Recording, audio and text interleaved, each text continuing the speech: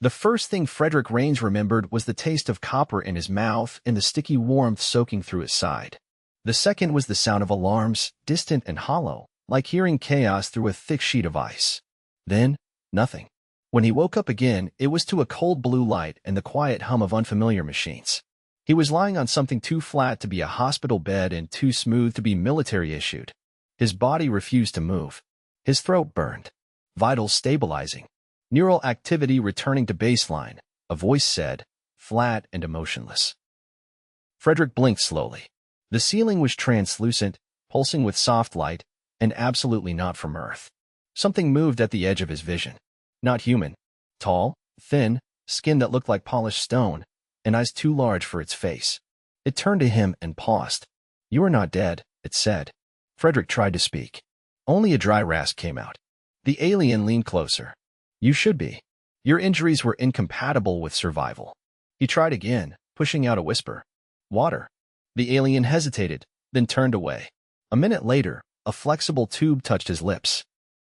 He sucked greedily, the cool liquid stinging his throat but washing away the dryness. He coughed once and managed a word. "Where?" The alien tilted its head.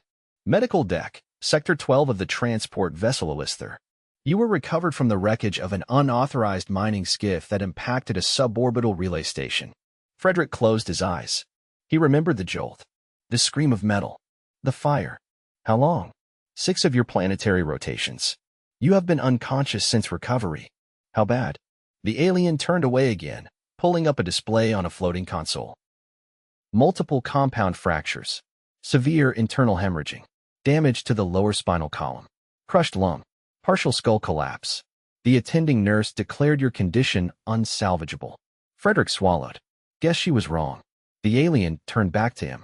"It was not a matter of opinion. No member of our species, nor any known species within coalition records, has survived those injuries without full cybernetic replacement. You are anomalous." He tried to focus on the alien's face, but his vision blurred. "Name? I am Threx. I was assigned to observe your case after Nurse Pellis declared it terminal." Frederick tried to shift his legs. Nothing moved. "I can't feel below my waist. You will not for several more weeks.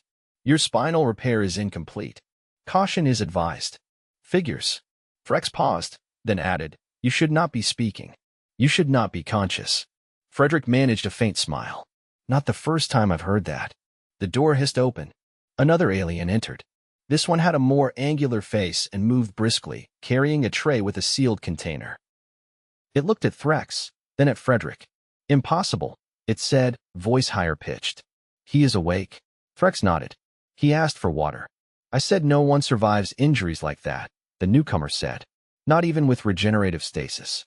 "What is his species?" "Human," Threx replied. "Designation, Homo sapiens. Origin, Sol 3. The nurse leaned in, scanning Frederick's face. "He should be dead." Frederick blinked at her. "Nice to meet you too." She straightened. "He is conscious, coherent, and sarcastic. This is medically inconsistent with his trauma profile." Threx looked at Frederick. "Do you require sustenance?" Frederick's stomach growled. He nodded weakly. "Food, please." The nurse made a noise that sounded like disbelief. "He cannot digest our nutrient packs. He will require Earth-based proteins." "We recovered a rations pack from the wreckage," Threx replied. "It is in containment." "That was irradiated," the nurse said. "Not all of it," Threx said. "Portions remain sealed." The nurse looked at Frederick. "If he eats that in lives, I will revise my species' understanding of human physiology." "Deal," Frederick mumbled. Threx left the room. The nurse stood silently, watching him as if expecting him to drop dead again. "Name?" Frederick asked. "Pellis. You said I wouldn't survive." "You didn't." "Not by our logic." Threx returned moments later, carrying a vacuum-sealed pouch. He handed it to Frederick with careful hands. Frederick's fingers trembled as he took it. The seal hissed open. The scent of artificial eggs and protein paste wafted out. It was horrible. It was perfect. He took a bite. Both aliens stared at him. He chewed slowly, painfully, but swallowed. "No signs of rejection," Threx said. "Pulse steady. Neurological stress minimal." Pellis crossed her arms. "This is absurd." Frederick took another bite. "Welcome to humanity." Over the next few days, Frederick remained mostly bedridden. The pain was constant but manageable with the alien equivalent of morphine, which Threx administered in carefully measured doses. He spent most of the time sleeping, waking only to eat or answer Threx's questions. Your bones are reknitting, Threx said on day 10. The spinal swelling has decreased. Physical rehabilitation will begin in 5 cycles. Frederick nodded. Any chance I'll walk again? Unknown. Your species' regenerative capacity is unpredictable. You may regain partial motor function. I'll take it. Pellis entered during one of the therapy sessions, arms folded, watching as an exoskeletal brace helped Frederick flex his legs. Still alive, she said. Still hungry, Frederick replied. She handed him a new tray. It was a mix of gelatinous cubes and what looked like dried fruit. I tried to match your nutrient profile, she said. This should be digestible. He tasted the cube. Tastes like battery acid. It is high in glucose and protein. He swallowed it anyway. Pellis sat down across from him. You should be dead. I have reviewed your scans a dozen times. No known species survives that level of trauma without artificial intervention. Frederick looked at her. We don't do well with rules. She frowned. Are all humans like this? Nope. Some are worse. Week 3. He was able to sit up without assistance. Threx brought him a walker-like apparatus designed for 2-legged species. It was ugly and heavy, but it worked. Take it slow, Threx warned. Your lumbar vertebrae are still vulnerable. Frederick grunted as he stood. The room spun. His legs trembled. He took one step, then another. Pellis stood behind the diagnostic screen, watching in silence. By week 6, he was walking across the room unassisted. The pain was sharp but endurable. The aliens had adjusted his diet to include hydroponically grown Earth-compatible vegetables. It still tasted like synthetic sadness, but it kept him going. Your resilience is statistically improbable, Threx admitted during another checkup. We have submitted a case study to the Central Medical Archive. Glad to be a freak of nature, Frederick replied. Pellis entered with a chart. Your heart rate is stable. Blood oxygen is normal. Neural scans show no lingering trauma. I have run out of reasons for you to still be alive. Frederick raised an eyebrow. You ever say anything comforting? I am not programmed for comfort. He laughed, once, then winced. Figures.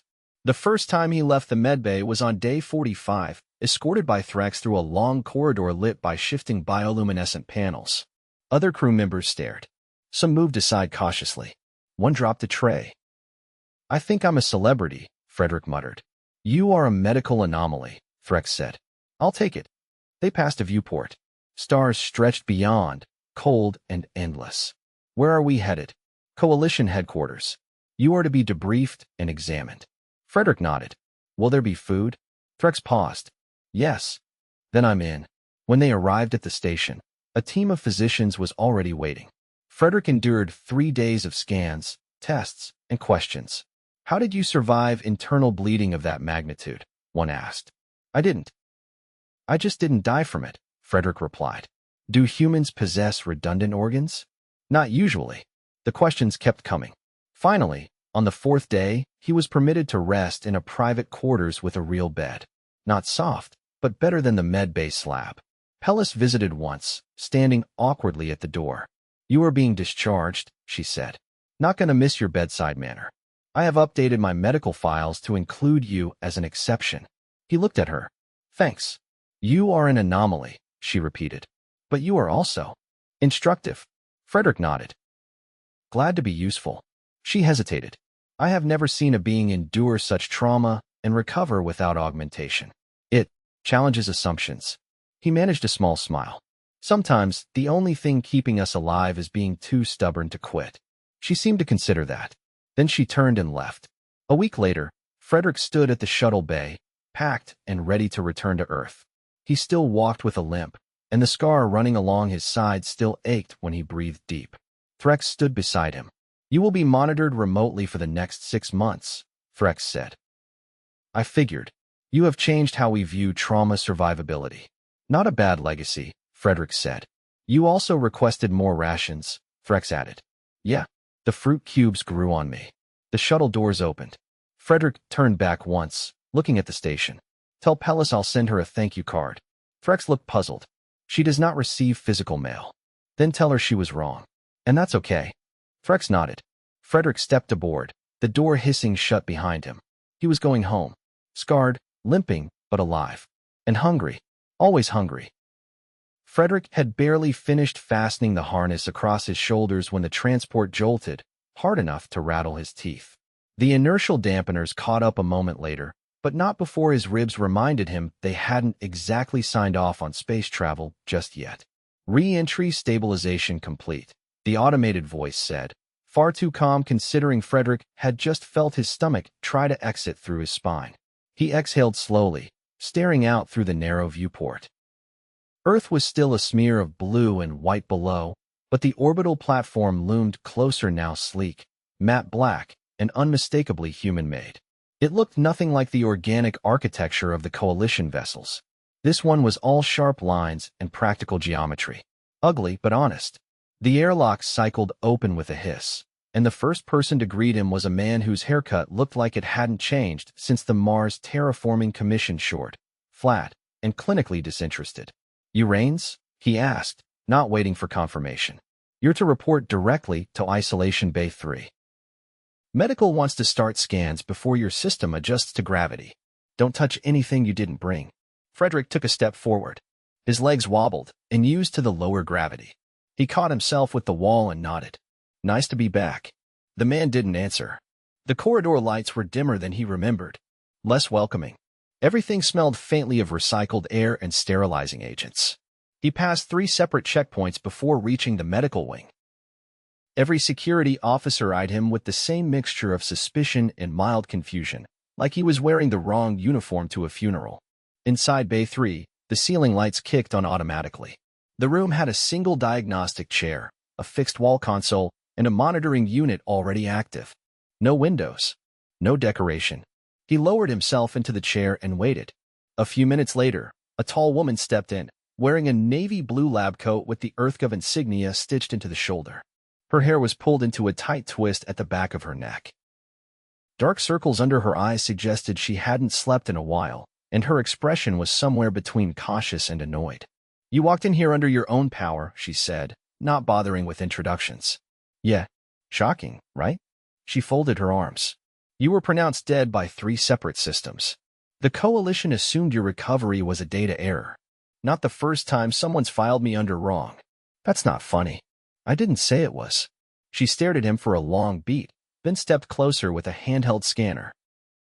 The device buzzed softly as she passed it over his torso, pausing near his lower ribs. "You have 2 partially fused fractures here. No surgical reinforcement. No bone cement. Just natural ossification." He nodded once. "That should have taken at least 5 months," she said. "It's been less than half that." "I know exactly how long it's been." She set the scanner down and glanced at the wall display. "Your liver enzymes are elevated, but within tolerable limits. No signs of organ rejection or clotting disorders." "That's good news, right?" "It's impossible. That's what it is." He leaned back, letting the chair adjust around him. "You get a lot of impossible cases?" "You're the first." She tapped the console, pulling up a rotating 3D image of his spinal column. "They said you were impaled through the L1 vertebra. That's supposed to paralyze you permanently. Guess I missed the memo." Her eyes narrowed. "There's a microfissure still present, but your nerve conduction is 92%. I don't understand how that's physically happening." "Neither do I. I just got tired of lying down." The door slid open again, and a second figure entered, a man in a civilian jacket, older, hair graying at the temples. He carried a data pad but didn't look up from it as he spoke. "Frederick Raines. You're being reassigned." The woman turned sharply. "Are you cleared for that?" "He hasn't even gone through a full metabolic panel. He's not staying here." The man looked at Frederick. "You've been requested by name." Frederick frowned. "By who?" "Coalition envoy. They filed a formal request for observational reintegration. Apparently, you've made an impression." The woman stepped in between them. "He's not stable enough to travel again. Not without a full cardiac stress test and a sleep cycle analysis." The man shrugged.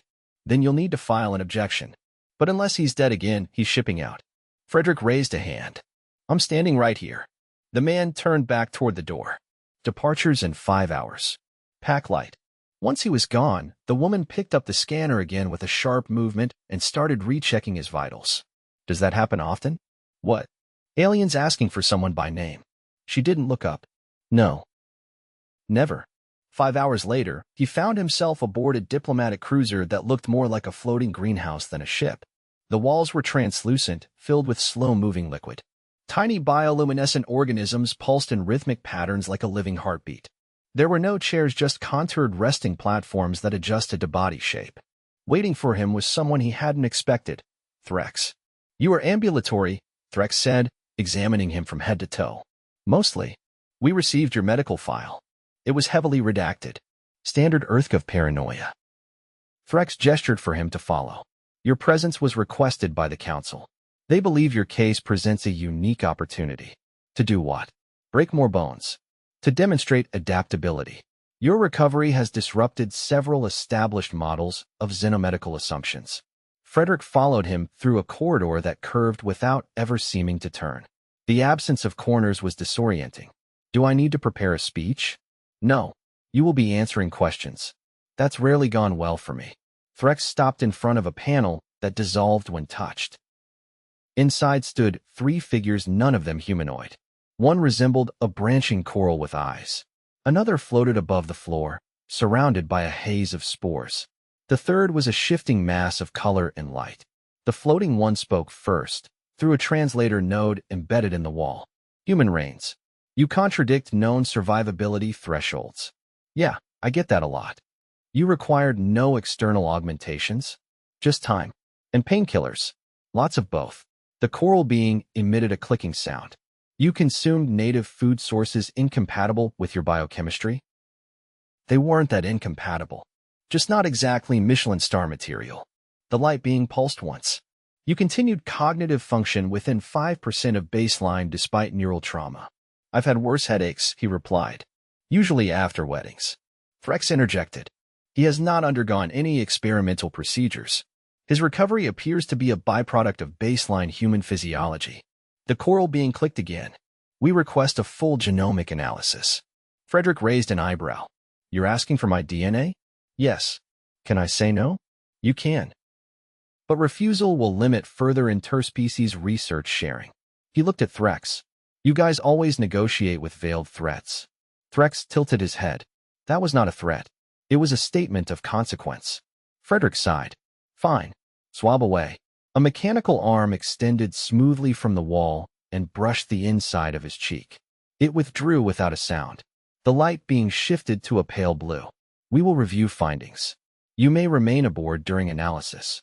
"Do I get a room?" "You will be provided with a rest chamber, temperature matched to your home environment." "And food?" Threx answered before the others could. "Yes. I have requisitioned Earth-grade protein sources." "Bless you." Later that cycle, he stood by a curved viewport, watching a gas giant rotate slowly in the void. Threx joined him, holding a small tray. "These are considered edible by human standards," Threx said, offering it. Frederick picked up a square of something that resembled tofu and took a bite. It was bland but tolerable. "Not bad. I have learned to filter requests through a culinary tolerance index." "That sounds both useful and depressing." Threx regarded him quietly. "You have altered perception within the medical caste. All because I didn't die? Because you recovered without replacement. That is functionally unique." Frederick leaned against the wall. "We're not built to be pretty. Just hard to kill." Threx paused. "I have begun to suspect that is not merely physical. Your species demonstrates an unusual level of defiance. We call it stubbornness. It is inefficient. Sometimes, it's all we've got." Threx looked out the viewport. "I submitted a personal observation to the Council." "About what?" "That resilience is not purely biological." Frederick nodded slowly. "Glad someone noticed." They stood in silence as the gas giant turned, casting long shadows across the ship's hull. The hum of the vessel was steady, and for the first time in weeks, Frederick felt the ache in his side begin to fade. The chamber assigned to Frederick was softly lit and faintly humid, like a greenhouse at dusk. The ceiling was a living membrane, shifting color with the ship's cycle, and the air smelled faintly of citrus and something mossy. The sleeping platform adjusted to his weight as he lowered himself onto it with a grunt, one hand still pressed to his side where the dull ache hadn't quite let go. He was alone for the first time in nearly 70 hours. No scans, no prodding, no questions. He stared at the ceiling, willing his thoughts to settle, but sleep didn't come. His body buzzed with a low-frequency tension that no amount of rest seemed able to quiet. His heart rate was steady now, but every so often, his calves twitched like they expected to start running again. The ship was silent, but not dead. Somewhere, a fluid pump sighed gently. A few soft pulses traveled through the walls, likely part of the ship's organic filtration system. He appreciated how unobtrusive it all was. The Coalition didn't design for comfort, but they did design for quiet survival. Hours passed. He drifted between half-sleep and waking, unsure where one ended and the other began until a chime sounded near the entry panel. He sat up too fast. His scar twinged. The door unfurled, and Pella stepped in. She was wearing a slate gray tunic, not the usual sterile wrap of her medbay uniform. It took him a second to recognize her without the holo display glow casting harsh shadows over her features. "You're not on the duty roster," he said. "I requested personal access. Didn't know you did social calls." "I don't." She stepped further in and let the door reseal behind her. "Should I be worried?" he asked, settling back against the angled cushion. "No. You've already done the worst thing imaginable." "Which was?" "Continue living." He let out a dry laugh. "You always this cheerful when a patient recovers?" "I reviewed your body's inflammatory response curve 3 times. It plateaued where it should have spiked. Your renal function adapted before the cytokine levels peaked. Even accounting for margin of error, your system compensated without external regulation. I don't know what half of that means. It means your body behaved like it knew what was coming. Maybe it did." Pellis didn't look convinced. She moved over to the side platform and set down a small case. "What's that?" "A comparative diagnostic kit. I want to run one more test." "I thought we were done with tests." "This one's mine. Not for the council." He hesitated. "If it means more poking, I'm going to need stronger food first." Pellis opened the case and removed a slim wand, no thicker than a stylus. "No needles. Just a photonic red. Light dispersion through your epidermis will tell me what I need." He extended his arm. "Knock yourself out." She passed the wand over his forearm. It emitted a pale violet beam, then blinked green. She frowned. "Bad news." "No. Your dermal cell turnover is elevated." "Elevated how?" "Your skin is replacing itself too fast. That usually indicates infection, but there's nothing pathogenic in your samples.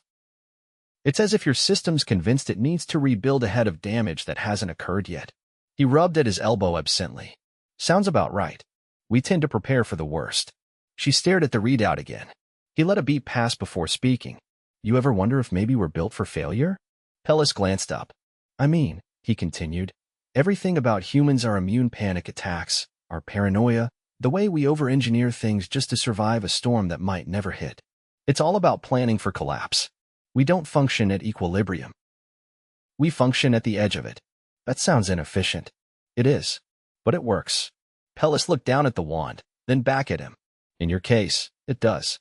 He shifted, stretching his legs carefully. The ache in his lower spine was less sharp today, more like a bruise that had forgotten what caused it.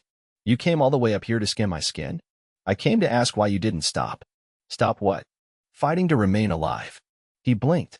"Didn't know that was optional." "It is. Several species choose cessation when trauma exceeds regenerative capacity. It is considered dignified." "Sure, but it's also convenient." "Humans don't do convenient.